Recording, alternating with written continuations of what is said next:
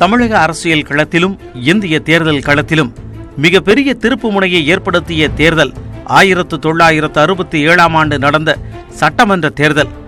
தேசிய கட்சிகள் ஆதிக்கம் செலுத்தி வந்த அந்த காலகட்டத்தில் மாநில உணர்வை முன்னிறுத்திய கட்சியை அரியணையில் அமர்த்திய தேர்தல் அது. இந்தியாவில் முதன்முறையாக தேசிய சிந்தனையிலிருந்து மாறுபட்டு மாநில உணர்வுடன் சிந்தித்த மாநில கட்சி ஆட்சியில் அமர காரணமாக இருந்த தேர்தல் 1967 சட்டமன்ற தேர்தல். அதற்கு முன்னர் கேரளாவில் காங்கிரஸ் அல்லாத அரசை 1957ஆம் ஆண்டிலேயே அமைத்துவிட்டது கம்யூனிஸ்ட் கட்சி. இருப்பினும் அது தேசிய கட்சி.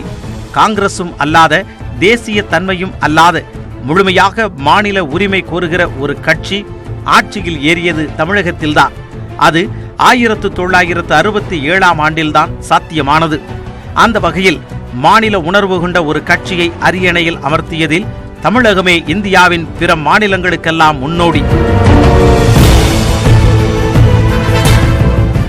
1940ஆம் ஆண்டு தமிழ்நாடு காங்கிரஸ் கமிட்டி தலைவராக பொறுப்பேற்றதிலிருந்து 1963ஆம் ஆண்டு தானாக முதலமைச்சர் பதவியை விட்டு விலகும் வரை கட்சி ஆட்சி என எந்த தேர்தலிலும் தோல்வியை கண்டிராத பெருந்தலைவர் காமராஜர்.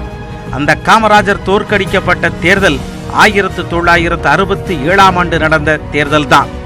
ராஜாஜியின் வைதீக கருத்துக்களை விமர்சித்து திராவிட இயக்க இதழ்களில் எழுதி வந்தவர் என்ற வரலாறு நமக்கு கிடைக்கும்.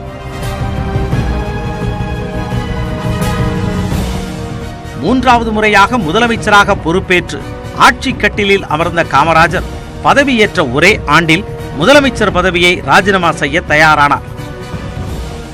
1954ஆம் ஆண்டு நடந்த குடியாத்தம் இடைத்தேர்தல் தொடங்கி காமராஜரை தொடர்ச்சியாக ஆதரித்து வந்தவர் பெரியார். காமராஜர் முதன்முறையாக பதவியேற்ற காலம் முதல் அவரை கொண்டாடி வரும் பெரியார் காமராஜரின் பதவி விலகல் செய்தி கேட்டு பதறினார். இது அரசியல் தற்கொலை என்று காமராஜரை எச்சரித்தார். இருப்பினும் கட்சியின் நலனை காரணம் காட்டி காமராஜர் பதவி விலகினார். அதன் பின்னணியில் இருந்தது கே பிளான். அது என்ன கே பிளான்?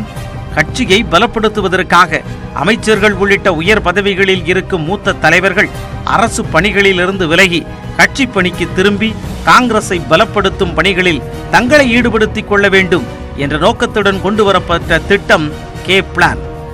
அதன்படி இந்தியா முழுவதும் 6 காங்கிரஸ் முதலமைச்சர்கள், அமைச்சர்கள் பதவி விலகி கட்சியை வலுப்படுத்தும் பணிக்கு திரும்பினர். இந்த கே பிளான் திட்டத்தின் மூளை காமராஜர். அதனால்தான் காமராஜரின் முதல் எழுத்தான கேவை அந்த திட்டத்தின் பெயராக வைத்தார் நேரு. முதலமைச்சர் பதவியை ராஜினாமா செய்துவிட்டு கட்சிப்பணி மேற்கொள்ள வேண்டிய அவசியம் காமராஜருக்கு ஏன் ஏற்பட்டது?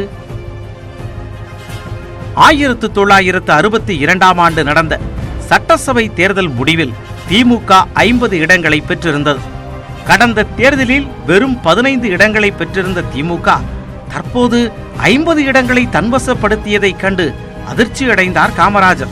உண்மையில் திமுக சார்பாக வெற்றி பெற்றிருந்த 15 சட்டமன்ற உறுப்பினர்களையும் தோற்கடித்து அந்த கட்சியை காணாமல் போகச் செய்ய வேண்டும் என்று திட்டமிட்ட காமராஜர் அந்த திட்டத்தில் பெருமளவு வெற்றி பெறவும் செய்திருந்தார். ஆம், திமுக எம்எல்ஏக்கள் 14 பேர் தோல்வியடைந்திருந்தனர். காமராஜரின் வியூகத்திலிருந்து தப்பியவர் கருணாநிதி மட்டுமே. வியப்பு என்னவென்றால், கடந்த முறை வென்ற 14 எம்எல்ஏக்களை இழந்த திமுக இந்த முறை 50 எம்எல்ஏக்களை பெற்றிருந்தது. திமுக பெற்ற வளர்ச்சி காமராஜரை உறுத்தியது. அந்த சமயத்தில்தான் திருவண்ணாமலை இடைத்தேர்தல் வந்தது. அந்த தேர்தலிலும் திமுக வென்றது.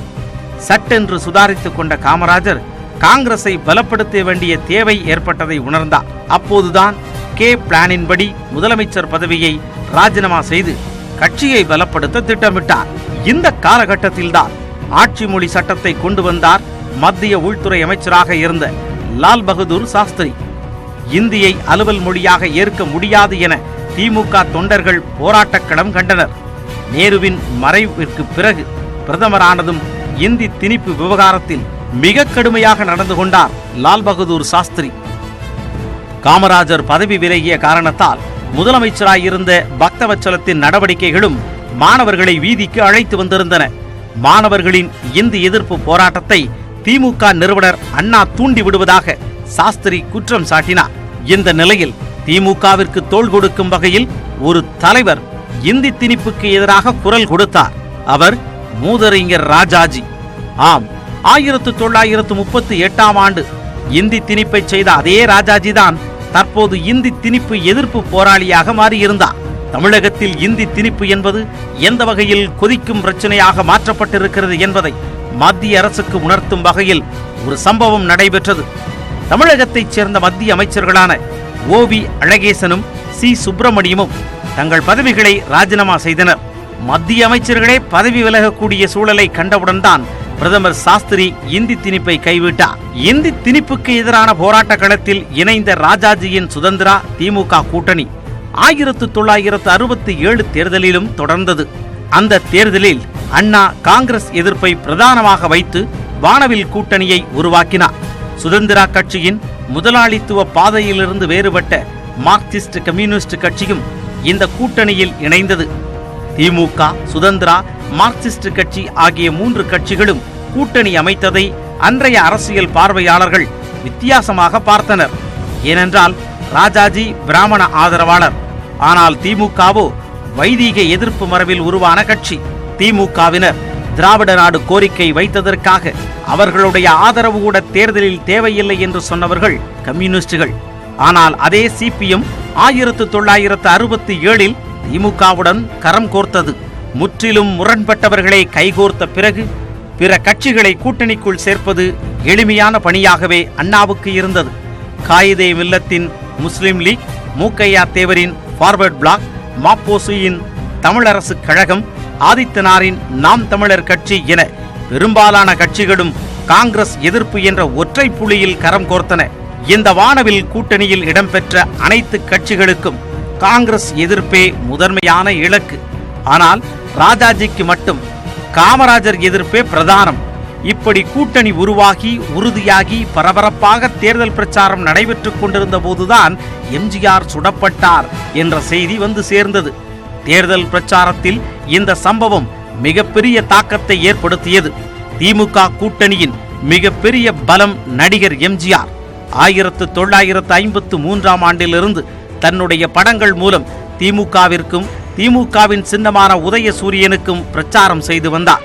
தன்னுடைய சொந்த படமான நாடோடி மன்னன் படத்தின் தொடக்க காட்சியில் திமுகவின் கருப்பு சிவப்பு கொடியை காட்டி 1967ஆம் ஆண்டு தேர்தலுக்கு சரியாக ஓராண்டிற்கு முன்னால் வெளிவந்த படம் அன்பேவா. அந்த படத்தில் உதயசூரியனின் பார்வையிலே உலகம் விழித்துக் கொண்ட வேளையிலே என்று பாடல் வரிகள் வரும். அந்த பாடல் வரிக்கு காங்கிரஸ் ஆட்சி அனுமதி கொடுக்கவில்லை. ஆகவே உதயசூரியன் என்ற வார்த்தை திரைப்படத்தில் தணிக்கை செய்யப்பட்டது. புதிய சூரியன் என்ற வார்த்தையுடன் அந்த பாடல் வெளியானது. அதே வருடம் வெளிவந்த பெற்றால் தான் பிள்ளையா படத்திலும் மேடையில் முழங்கு அறிஞர் அண்ணா போல் என்ற பாடல் வரிகள் வரும். அந்த வரிகளுக்கும் அன்றைய காங்கிரஸ் அரசு தடை போட்டது. உதயசூரியன் என்ற வார்த்தையையே அனுமதிக்காதவர்கள் அறிஞர் அண்ணா போல் என்ற வார்த்தையை அனுமதிப்பார்களா என்ன? அதனால் மேடையில் முழங்கு வள்ளலாரை போல் என்று பாடல் வரிகள் மாற்றி அமைக்கப்பட்டிருக்கும். பாடல் வரிகள் மாற்றப்பட்டிருந்தது பாடலில் அப்படியே தெரியும். செய்தவர் எம்ஜிஆர். குறிப்பாக 1966ஆம் ஆண்டு வெளிவந்த அன்பேவா, பெற்றால் தான் பிள்ளையா படங்களில் வந்த வரிகளை மட்டும் பேசுவதற்கு காரணம் இருக்கிறது. ஏனென்றால் அடுத்த ஆண்டு தேர்தல். அந்த சமயத்தில் இதுபோன்ற கட்சி பிரச்சாரங்களை படங்களில் செய்வதற்கு துணிச்சல் வேண்டும். தனக்கு துணையாக திமுக இருக்கிறது என்ற நம்பிக்கையில் எம்ஜிஆர் இதுபோன்ற துணிச்சலான பிரச்சாரங்களை தன் படங்களில் வைத்தார். பெற்றால் தான் பிள்ளையா திரைப்படம் எம்ஜிஆருக்கு மட்டுமல்ல, திமுகவின் தேர்தல் வரலாற்றிலும் மிக முக்கியமான இடத்தை பெற்றுவிட்டது. அந்த படத்தின் தயாரிப்பாளருக்கு எம்ஜிஆர் பணம் தர வேண்டும். அந்த பணம் வருவது தாமதமாகிக் கொண்டே இருந்தது. ஆகையால் அந்த பணப்பிரச்சனையை தீர்த்து வைப்பதற்காக எம்.ஆர். ராதாவை அழைத்து கொண்டு எம்ஜிஆரை பார்க்கச் சென்றார். அந்த படத்தின் தயாரிப்பாளர் வாசு. அப்பொழுது எம்.ஆர். ராதாவும் எம்ஜிஆரும் காரசாரமாக பேசிக்கொண்டனர். பின்னர் சண்டை உக்கிரமாக திடீரென துப்பாக்கி சுடும் சத்தம் கேட்டது. அடுத்த நாள் காலை எம்.ஆர். ராதா எம்ஜிஆரை சுட்டுவிட்டார் என்பதுதான் தமிழகத்தின் தலைப்புச் செய்தி.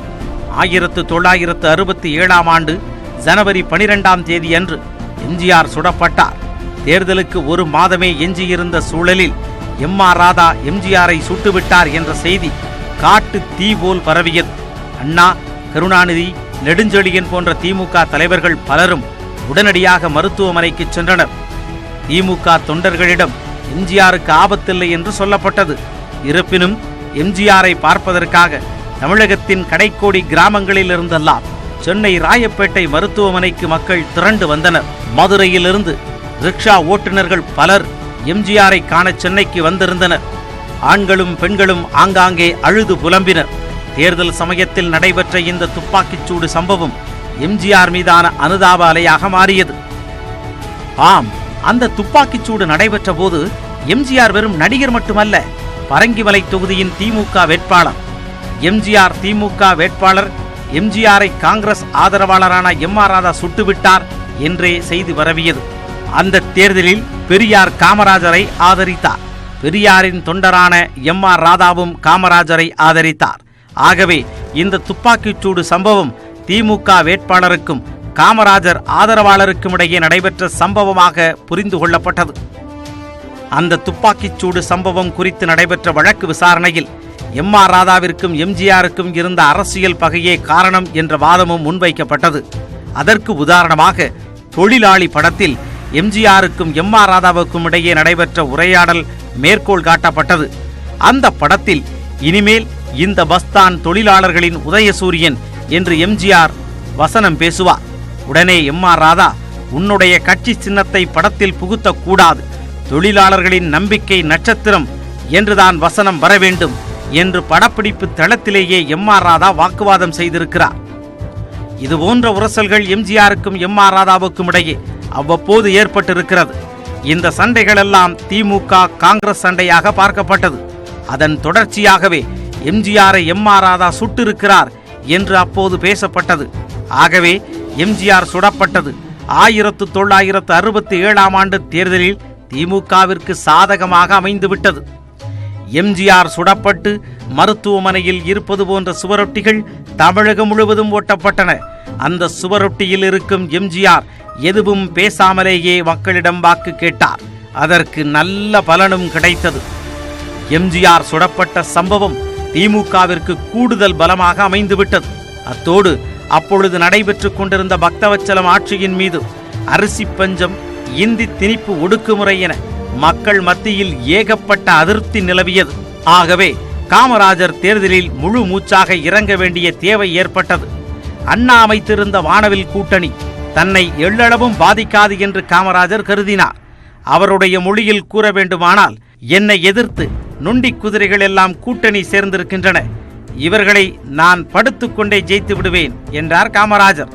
அப்பொழுது ராஜாஜி, நீங்கள் படுப்பது உறுதி, ஆனால் எழுந்திருக்க மாட்டீர்கள் என பதிலடி கொடுத்தார். இறுதியில் ராஜாஜியின் கருத்தே வென்றது. ஆம், அந்த தேர்தலில் காங்கிரஸ் கட்சி தோற்று போனது. 1952ஆம் ஆண்டிலிருந்து தொடர்ச்சியாக தமிழகத்தில் ஆட்சி செய்து வந்த காங்கிரஸ் கட்சி தோற்று போனது.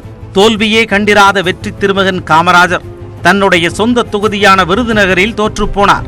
அவரை எதிர்த்து வெற்றி பெற்றவர் இந்திய எதிர்ப்பு போராட்டத்தில் பங்கு பெற்ற பே. சீனிவாசன் என்ற இளைஞர். வரலாறு நிகழ்த்திய எத்தனையோ அதிசயங்களில் காமராஜரின் தோல்வியும் ஒன்று. காங்கிரஸை வீழ்த்த வேண்டும் என்று நினைத்த அண்ணா கூட காமராஜர் தோற்றிருக்க கூடாது என்றே வருத்தப்பட்டார். பக்தவச்சலம் ஆட்சியின் மீதிருந்த அதிருப்தி, காமராஜரின் ராஜினாமா, எழுச்சி பெற்று வந்த மாநில உணர்வு, திமுக முன்னெடுத்த இந்தி திணிப்புக்கு எதிரான போராட்டங்கள் மற்றும் கடைசி நேரத்தில் எம்ஜிஆர் சுடப்பட்ட சம்பவம் என பல்வேறு காரணிகள் காமராஜரை சொந்த தொகுதியில் தோற்கடிக்க வைத்துவிட்டது. தனக்கு நேரடியாக எந்தவித தொடர்பும் இல்லாத குடியாத்தம் தொகுதியில் நின்று முதலமைச்சரானவர் காமராஜர். அதே காமராஜர் தான் தன்னுடைய சொந்த தொகுதியில் திமுக அமைத்த தேர்தல் வியூகத்தால் தோல்வியை தழுவினார். அண்ணா என்கின்ற சாமானியரை வெற்றி பெறச் செய்த அதே தமிழக வாக்காளர்கள்தான் காமராஜர் என்கின்ற கர்ம வீரரையும் தோல்வியடைய செய்திருந்தனர். அதன் பெயர்தான்